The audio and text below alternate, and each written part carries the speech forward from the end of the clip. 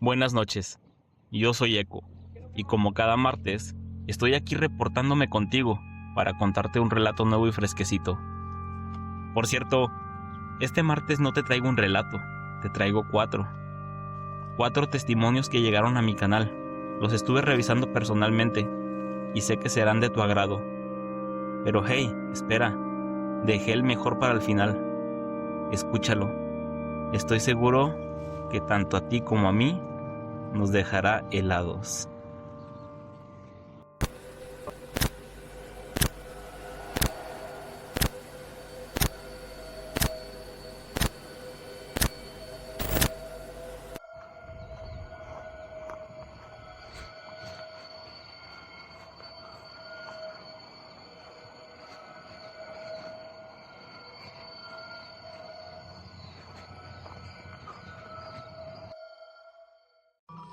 Primer relato. Hotel La Cantera, Tlayacapan, Morelos. El año pasado me invitaron a dar un par de talleres en una empresa ubicada en Tlayacapan. Era un pueblo chico al sur de Morelos. Los organizadores me consiguieron un cuarto en un hotel. Me parece que se llamaba La Cantera. Era un edificio antiguo de piedra que a simple vista parece un lugar con historia. Y la tiene. Más de lo que uno quisiera. Los primeros 2 días no pasó nada. Me acostumbré al crujido de las vigas, al silencio pesado que cae en los pueblos así después de las 10 de la noche. Pero la tercera noche fue distinta. No sé cómo describirlo sin sonar ridículo. No fue exactamente un sueño.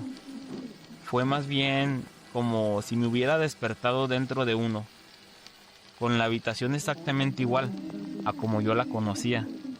La mesita de noche a mi derecha, la silla con mi ropa doblada, la ventana con la cortina movida un poquito, por donde se colaba el viento. Todo parecía estar en su lugar, muy normal, menos lo que entró por la puerta. En ningún momento miré que se abriera.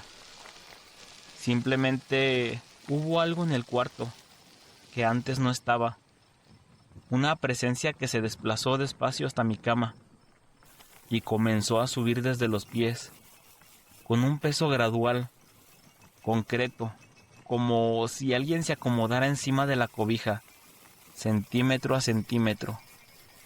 El pánico que sentí fue inmediato y absoluto. Lo único que pude hacer fue voltear a la izquierda y manotear hacia el buró, hasta dar con el apagador. En el momento en que encendí la luz, desperté, o volví, no sé cómo llamarle. En eso pude ver algo que parecía un rostro pálido por fuera de la ventana, pero esto se desvaneció de inmediato, como si de vapor se tratara.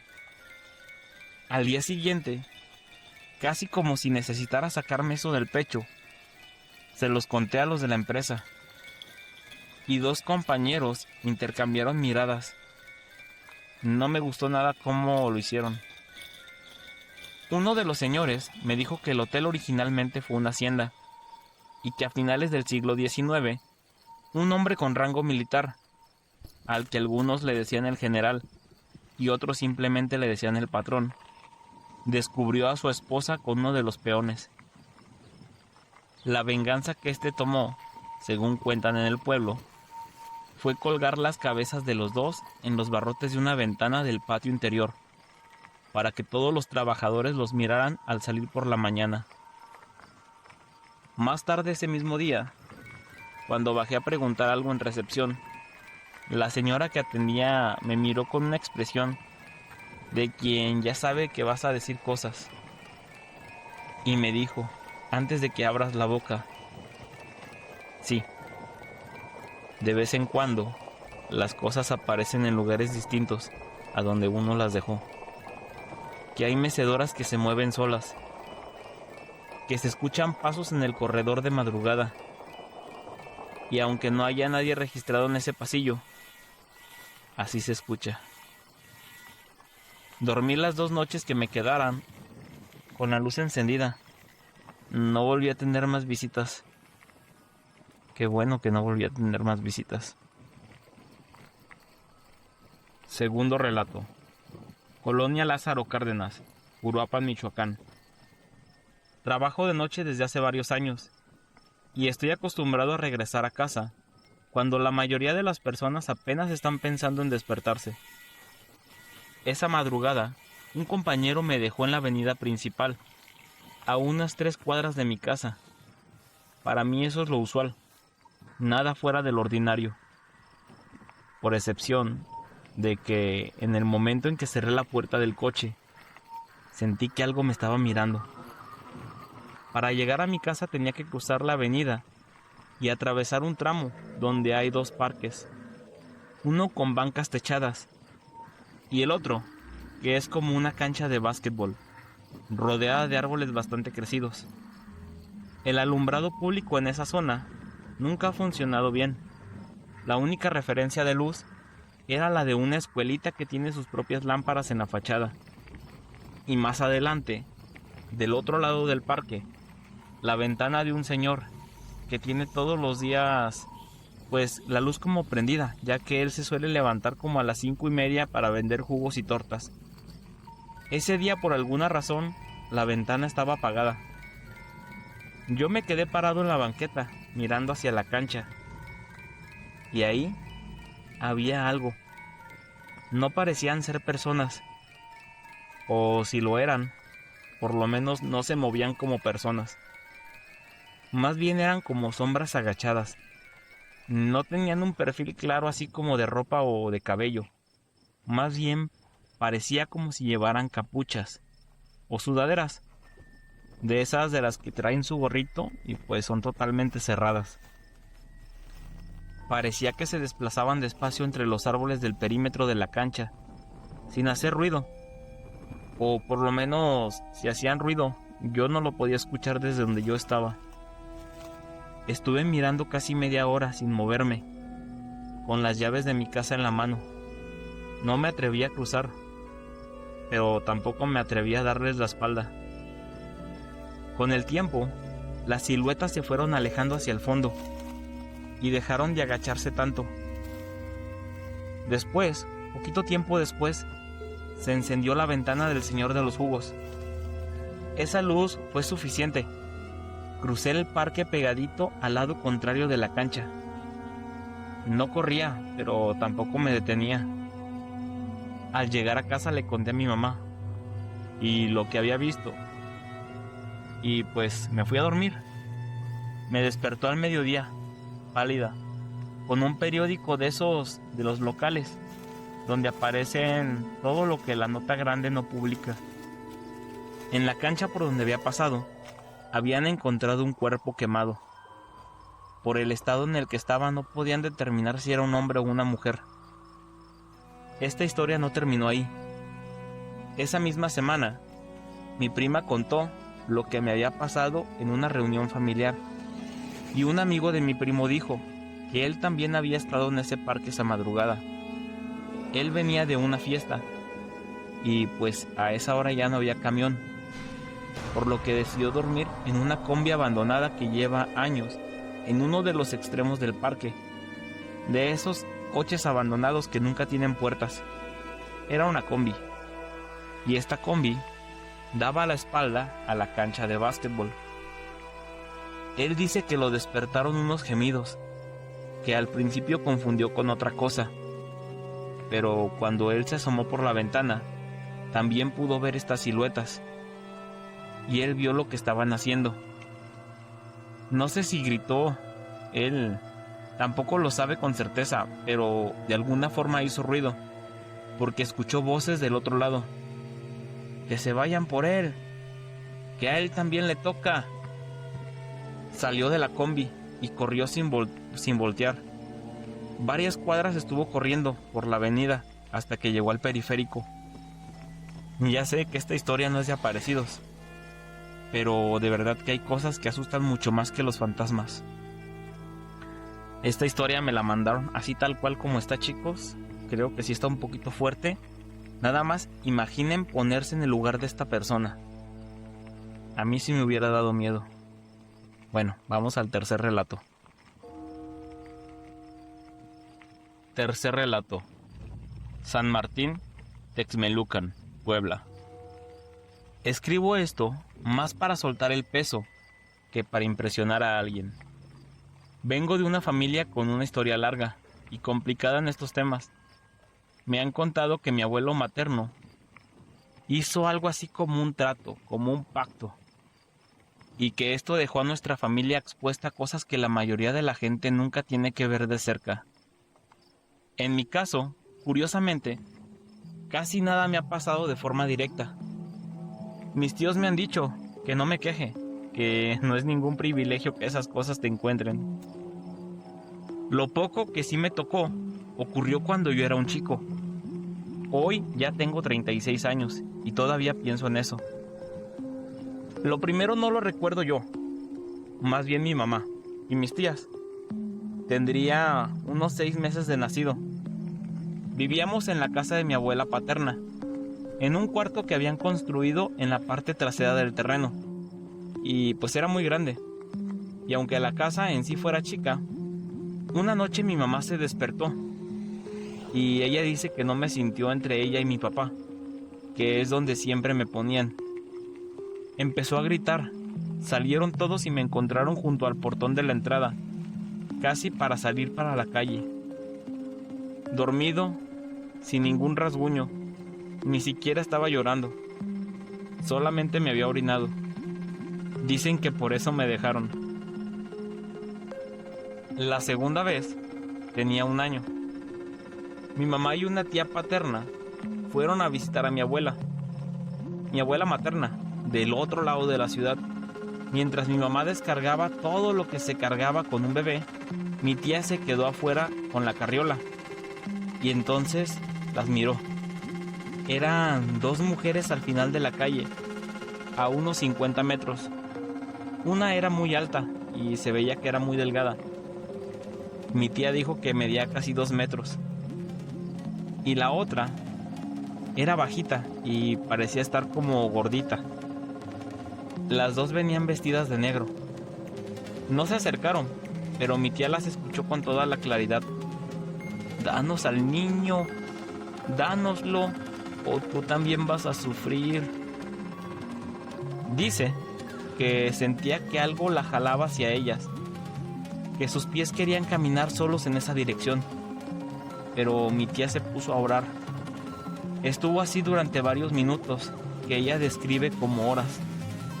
Entonces sintió que alguien la tomaba por los hombros desde atrás y la metía a la fuerza a la casa. Cuando todos la vieron adentro, tenía los brazos y las piernas llenas de rasguños. Ella no recordaba haberse caído ni haberse golpeado con nada. Solamente repetía: «Querían al niño, no se los di y me rasguñaron». La tercera fue cuando tenía 4 años. Esa ya la recuerdo yo, aunque no del todo bien. Seguíamos en casa de mi abuela paterna. Mi mamá estaba embarazada de mi hermano y ella ya tenía el vientre muy grande. Yo seguía durmiendo entre mis papás. Era temprano, como más o menos las 6 de la mañana. Yo siempre me despertaba antes que ellos, pero me habían enseñado a quedarme en la cama sin moverme. Recuerdo que vi una luz del otro lado de las cortinas. No era el sol, era algo distinto. Estaba como más concentrada, muy blanca. Lo raro es que también la vi pasar por donde había pared, no ventana, y que no me lastimaba los ojos. Y aunque esta luz era muy intensa, entró al cuarto atravesando la pared. Fue directo al lado donde dormía mi mamá y se quedó flotando sobre ella. No parecía tener una forma definida, pero yo sentía que tenía como una cara. Y yo sentía que me estaba mirando a mí, y luego miraba al vientre de mi mamá, y luego a mí otra vez, y así varias veces, como si estuviera midiendo algo o tomaba alguna decisión. Después dio media vuelta lenta alrededor de la cama, y finalmente se fue por donde había entrado. Yo la verdad no sentí miedo. Eso es lo que más me inquieta cuando lo cuento. Yo la verdad no sentí que fuera algo malo. Y no sé si eso es peor o mejor. ¿Qué les pareció este relato, chicos? Está cortito, pero me parece interesante. Bueno, vamos al cuarto relato. Este está un poquito más fuerte. Es el que les prometí y espero que les guste. Vamos. Cuarto relato. Mineral del Monte, Hidalgo. Esto me lo mandó alguien que prefirió no dar su nombre. Solamente dijo que vivió en Real del Monte cuando él era un niño. Y que hay una cosa que nunca le ha contado a nadie. Porque cada vez que lo intenta hacer, siempre le tiembla la voz. Esto sí estuvo raro, chicos, porque me lo escribió más o menos como a las 2 de la madrugada. Y traté de mandarle mensaje de regreso, pero no volvió a responder mis mensajes. Se los voy a compartir tal cual como llegó, casi sin tocarlo. Nada más le di un poquito de estructura porque estaba un poquito desorganizado. Pero a mí me encantó y siento que es un relato un poquito fuerte. Y pues aquí va. Tenía 8 años. Mi papá trabajaba en los túneles viejos de la mina, los que ya no están en operación, pero se usan para visitas guiadas con turistas. Él era de los que acompañaban a los grupos. Les explicaba la historia, los metía hasta cierto punto y los sacaba. Un trabajo normal, o por lo menos eso es lo que creíamos. Un viernes en la noche no llegó a la hora de siempre. Mi mamá no dijo nada hasta las 10, que fue cuando llamó al encargado del sitio. Le dijeron que mi papá había salido junto con todos los demás, que todo había estado bien. Él llegó como a las 11. No dio ninguna explicación. Se sentó en la cocina y, como de costumbre, estuvo fumando hasta que nosotros nos fuimos a dormir. Esa noche yo dormía en el cuarto que daba al patio trasero.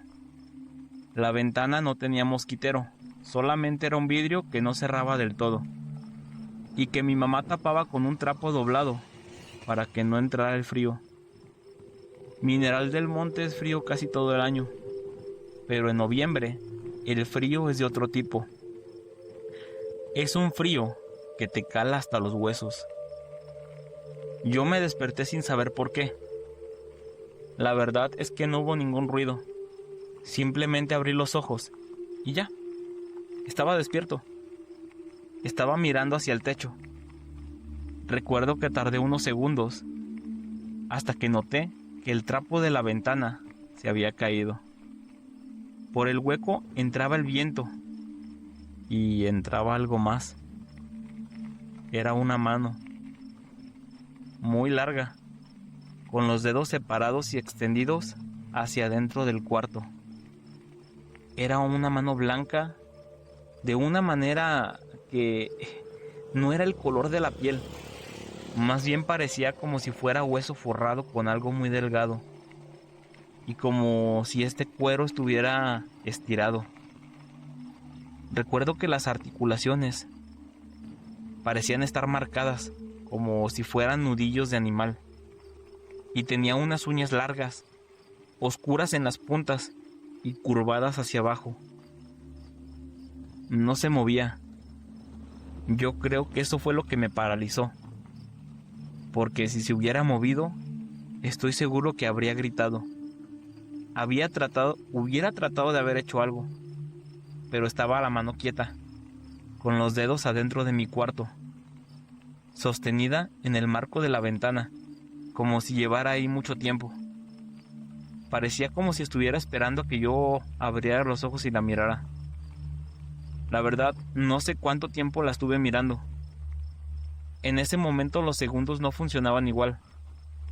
Lo que sí recuerdo es que poco a poco, muy despacio, los dedos empezaron a doblarse hacia adentro, uno por uno. No fueron todos al mismo tiempo. No, lo hicieron en orden, desde el dedo más chico hasta el más grande, como cuando alguien cuenta en silencio. Y cuando el último dedo terminó de cerrarse, La mano se retiró lentamente hacia afuera de la ventana, con la misma lentitud con la que había entrado.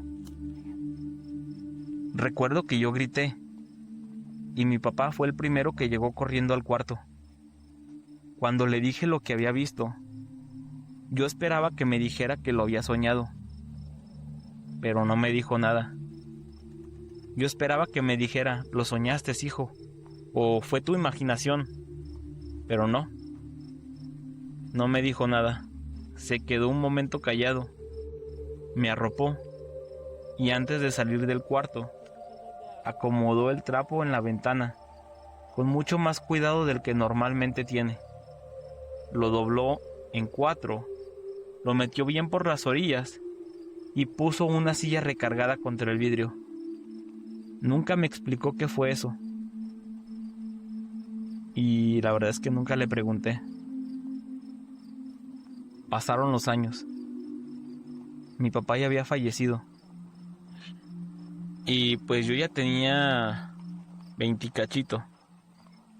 Yo me acuerdo que encontré entre sus cosas una libreta donde él anotaba fechas y nombres. La mayoría eran fechas de grupos de los que él había guiado, pero las últimas páginas estaban raras.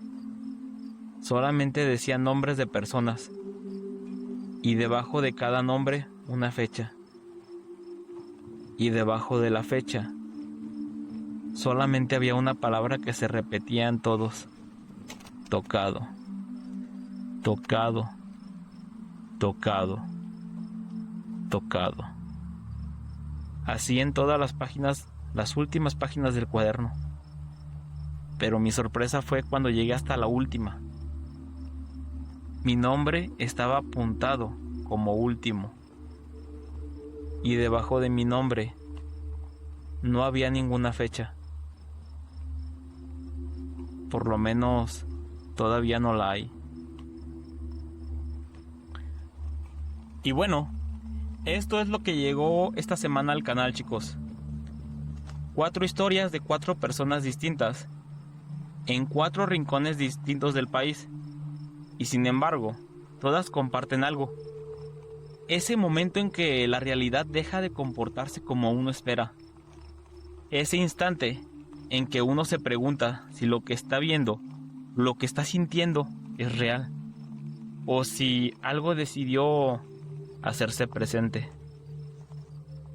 Me gusta mucho cuando me mandan este tipo de testimonios, porque no son los clásicos. Vi una figura, grité y me fui. Son historias de gente que tuvo que quedarse, que no tuvo más opción que mirar, que al día siguiente siguió con su vida, cargando con eso. Y eso para mí es lo más aterrador de todo. No el momento del susto, lo que viene después, cuando ya estás en casa en la cama, con la luz apagada y te acuerdas. ¿A ustedes les ha pasado algo así? ¿Algo que no les encaja? ¿Que no saben bien cómo clasificar? ¿Que no saben si fue real o si fue su mente jugándoles una mala pasada? Cuéntenme en los comentarios. Aquí nadie los va a juzgar. Este canal existe precisamente para eso. Para que esas historias que cargamos en silencio encuentren un lugar donde ser escuchadas. Y si tienen algo que quieran compartir de forma más discreta, ya saben dónde encontrarme. Busquen en la descripción de este canal y encontrarán mi correo oficial. Esto fue Ecos del Camino, chicos. Recuerden suscribirse para que este canal crezca y que cada martes tengamos un nuevo video fresquecito. Buenas noches y